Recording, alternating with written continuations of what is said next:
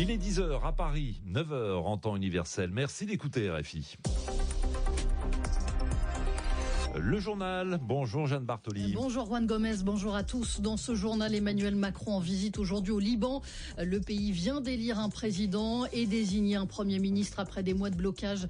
Le président français devrait évoquer avec son homologue Joseph Aoun la poursuite de la mise en place du cessez-le-feu signé fin novembre entre Israël et le Hezbollah libanais. Nous serons également au Cameroun dans ce journal. 2 ans jour pour jour après la disparition de Martinez Zogo, animateur de radio populaire, retrouvé mort quelques jours plus tard, son corps supplicié. Un procès se tient à Yaoundé, mais ses proches dénoncent les lenteurs de la procédure, vous allez l'entendre. Et puis un géant du cinéma, un cinéaste américain qui a marqué le 7e art avec une œuvre culte et sans pareil. David Lynch est mort hier à l'âge de 78 ans. Emmanuel Macron arrivé ce matin à Beyrouth, au Liban, visite express de 12 heures qui coïncide avec celle du secrétaire général de l'ONU, Antonio Guterres, arrivé lui hier soir. Le président français doit rencontrer le président libanais, Joseph Aoun, élu il y a une semaine après 2 ans de vacances à ce poste. Il sera notamment question de l'accord de trêve trouvé fin novembre entre le Hezbollah libanais et Israël. À Beyrouth, la correspondance de Paul Khalife. Vaste programme au menu de la visite d'Emmanuel Macron au Liban.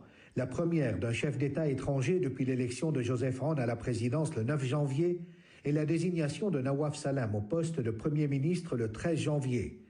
En tête des priorités, la consolidation de la fragile trêve qui a mis fin le 27 novembre à la guerre entre le Hezbollah et Israël. Ce cessez-le-feu est quotidiennement violé par l'armée israélienne qui n'a pas encore achevé son retrait d'une partie du sud du Liban. Emmanuel Macron veut aussi apporter son soutien à la formation dans les meilleurs délais d'un gouvernement. Vous êtes un peu en colère après le report annoncé du CHAN, championnat d'Afrique des Nations.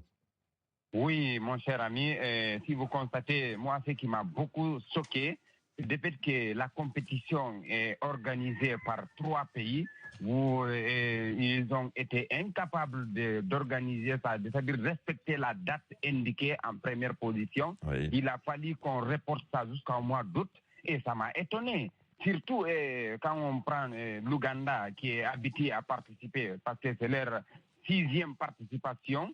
Donc, vous prenez la Tanzanie qui a sa 3e participation, on peut comprendre le Kenya. Oui, mais enfin, ce n'est pas tant la Tanzanie et l'Ouganda qui sont responsables de ce report, c'est plutôt le Kenya. Le Kenya qui a pris un tel retard dans la construction des stades que la CAF n'a pas trouvé d'autre moyen que de reporter de quelques mois.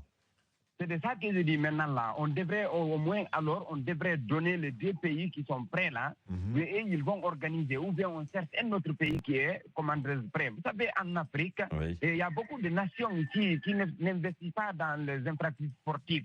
C'est pour cette raison que jusqu'à présent, on est en arrière, en cause de ce qui concerne le football. Parce que si vous voyez jusqu'à présent, depuis la création de la Coupe du Monde et ainsi de suite, jusqu'à présent, l'Afrique n'arrive même pas à être en finale. Donc c'est parce qu'on est en manque d'infrastructures sportives. Sinon, 3 nations organisent une compétition et qu'il y a une qui décline, soi-disant qu'ils ne sont pas prêts d'abord, la CAF devrait non seulement envoyer des inspecteurs qui vont inspecter le terrain. C'est ce qui a été fait, mais c'est ce qui a été fait, Alpha Ousmane. La CAF a envoyé des inspecteurs, les inspecteurs se sont rendus compte que les travaux étaient loin d'être terminés, donc on reporte à 2 semaines du coup d'envoi. C'est sûr que ça paraît surprenant, ça fait un peu amateur, si vous me le permettez, mais c'est ainsi.